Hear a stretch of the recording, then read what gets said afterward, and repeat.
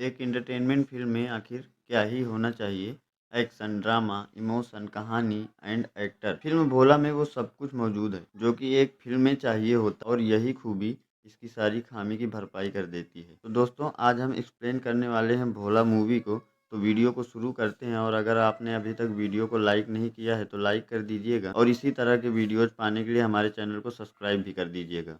तो फिल्म की कहानी शुरू होती है धमाकेदार एक्शन से। तो कोकीन से लदे ट्रक का डायना पीछा कर रही होती है और अपनी बहादुरी का परिचय देते हुए गोली खाने के बावजूद भी 1000 करोड़ का कोकीन जब्त कर लेती है, जो कोकीन से लदे ट्रक को लेकर जा रहे थे, डायना उन्हें भी गिरफ्तार कर लेती है और जब्त किए गए कोकीन को डायना लालगंज पुलिस थाने के बंकर में छुपा देती है और इस बंकर के बारे में बहुत ही कम लोगों को मालूम रहता है और उन 7 लोगों को भी लालगंज पुलिस थाने में ही बंद करवा देती है। और अगले सीन में लखनऊ के जेल का सीन दिखाया जाता है, जहां पर कि एक कैदी रिहा हो रहा था और उस कैदी का नाम भोला होता है। दरअसल भोला 10 सालों के बाद रिहा हो रहा था, जबकि सजा तो उसे उम्र कैद की हुई थी, लेकिन उसके अच्छे बर्ताव के कारण उसे जल्दी रिहा किया जा रहा था। और अगले सीन में आंसू को दिखाया जाता है। 1000 करोड़ का जो कोकीन जब्त हुआ था, वो और किसी का नहीं, आंसू के लोगों का ही था। आंसू को जब यह बात पता चलती है तो वो बौखला जाता है और वो ये बात अपने भाई निठारी को बताता है, जिसके बाद वो कोकीन के बारे में पता लगाना शुरू कर देते हैं। निठारी और आंसू के पूरी की पूरी गैंगस्टर की फौज होती है कि अगर वो चाहे तो पूरा शहर ही तबाह कर सकते हैं। रौनक नाम का एक अंडरकवर एजेंट निठारी और आंसू के पास 2 साल से काम कर रहा होता है और सारी इंफॉर्मेशन डायना को बताता है। आंसू को अपनी गैंग पर शक है कि उनके गैंग में कोई गद्दार है। इधर डायना का बॉस उसे सलाह देता है कि जब तक अदालत माल की कस्टडी नहीं लेती है, तब तक यह जानकारी गुप्त रहनी चाहिए। लेकिन उनको ये नहीं मालूम होता है कि उनके ही पुलिस फोर्स में एक गद्दार है, जो कि माफिया गिरोह के साथ सारी जानकारियां शेयर करता है और वो आंसू से ये डील करता है कि वो उन्हें 1000 करोड़ के कोकीन के बदले में उसे 50 करोड़ रुपए देगा और जिन ऑफिसरों ने कोकीन से लदे ट्रक को पकड़ा था, वो उनको भी उसके हवाले करेगा। और अगले सीन में लालगंज पुलिस थाना दिखाया जाता है, जहाँ पर 55 साल का अंगद यादव नाम का एक कांस्टेबल आता है। अंगद यादव का ट्रांसफर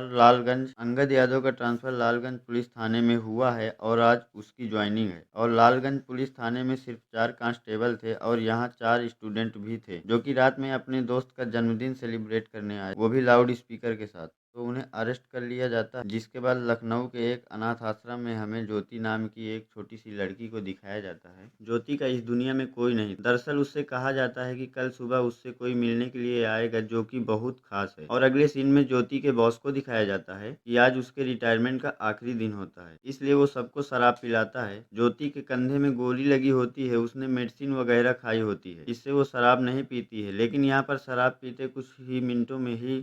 पर शराब पीने के बाद कुछ मिनटों में ही सारे ऑफिसर बेहोश हो जाते हैं। डायना को जब ये समझ में आता है कि शराब से ही ये सब कुछ हुआ है, जो कि शराब में जरूर किसी ने कुछ मिलाया होता है और अकेले उसी ने ही शराब नहीं पी होती है। तो अब इस हालत में उन सारे पुलिस वालों को हॉस्पिटल ले जाना था, उसके कंधे में गोली लगी होती है, इस वजह से वो ट्रक नहीं चला पाती है। और डायना के साथ यहाँ पर कुछ खाना बनाने वाले लोग थे और साथ में एक रिहा कैदी भी था, जिसका नाम भोला है। जब डायना खाना बनाने वाले लोगों से पूछती है कि क्या उन्हें ट्रक चलाना आता है, तो वो मना करते हैं और जब भोला से पूछा जाता है तो वो हाँ तो करता है, लेकिन वो कहता है कि वो अपने बेटी से मिलने जाएगा, जिसे उसने कभी भी नहीं देखा। इस पर डायना कहती है कि अगर हम उन्हें 5 घंटे में हॉस्पिटल नहीं लेके गए तो वो सब के सब मारे जाएंगे। जिसके बाद उन सारे 40 ऑफिसरों को ट्रक के अंदर डाल दिया जाता है और इसमें खाना बनाने वाला करछी नाम का एक आदमी उनकी मदद करता है और इस पर भोला मान भी जाता है। और दूसरी तरफ आंसू प्लान बनाता है कि उन 40 ऑफिसरों को किसी भी तरह मारना है और उनके शराब में उसी ने जहरीला पदार्थ मिलवाया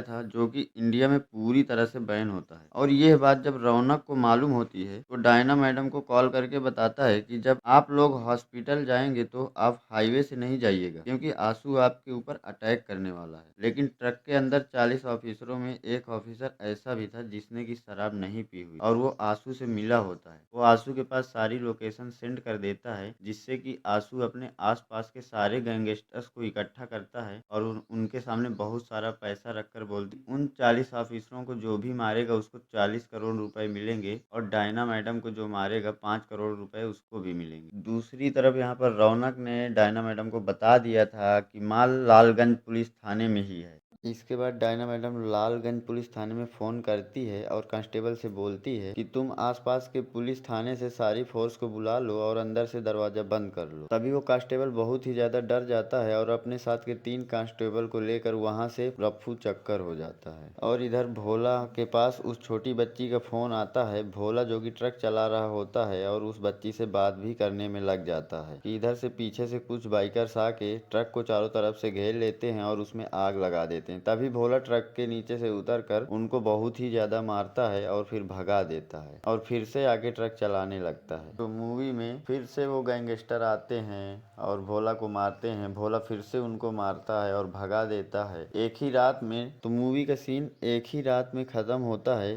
पूरी सीन एक ही रात की ट्रक की दिखाई जाती है और मूवी में कुछ भी नहीं है। क्लाइमेक्स देखने के लिए बस इतना ही है। फिर भोला सबको मारने के बाद उन 40 ऑफिसरों को ठीक करवा लेता है और फाइनली अपनी बेटी के पास जाके मिल लेता है और कहानी यहीं पर ख़त्म होती है।